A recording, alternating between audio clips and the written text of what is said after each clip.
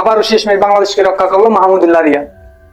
আজকের প্রতিবেদনে আমরা অনেক রিপোর্ট শুনবো যে আজকে বাংলাদেশ কিভাবে জিতলো, এই বিষয় সম্পর্কে আমরা আলোচনা করব। যে বাংলাদেশ আজকে অভৌতিক আলোচনা শিকার হয়েছে। বাংলাদেশের খেলা হবে আর হার্টবিট কাঁপবে না, কলিজা কাঁপবে না, এটা তো হতে পারে না।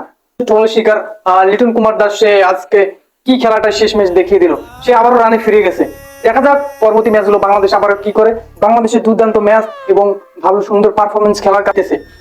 এবারে তারা যে রানে ফিরলো, এই রানে ফেরার পর দেখা যাক পরবর্তী ম্যাচগুলো তারা কিভাবে খেলে।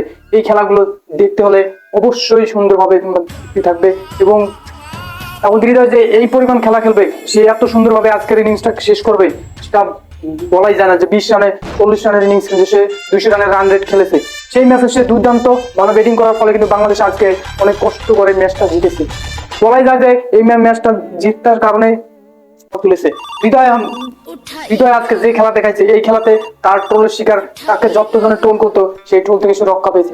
বেশি গেছে সৌম্য সরকার এবং শান্ত, তারা যে এত পরিমাণে টোন হচ্ছে সেটা বলাই যায়। তানজিন হাসান তামিম সে এত পরিমাণ বাজে খেলবে, তার উপর এই ম্যাচটা পুরো নির্ভর ছিল, অথচ সে কিন্তু এই ম্যাচটা ভালোভাবে খেলতে পারে না।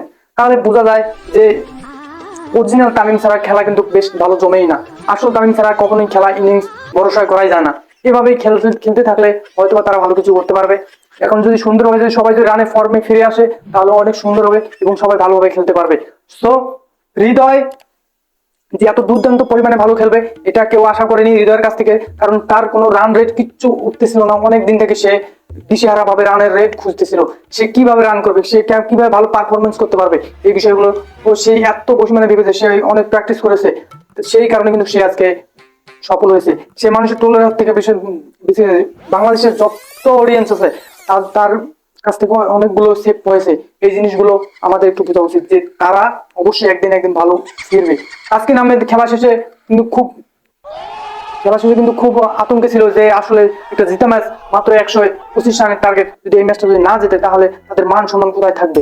রিয়াদ শেষ ওভারে যে ছক্কা মেরেছে, এই ছক্কাতে কিন্তু সেই ম্যাচ বেরিয়ে দিয়েছে।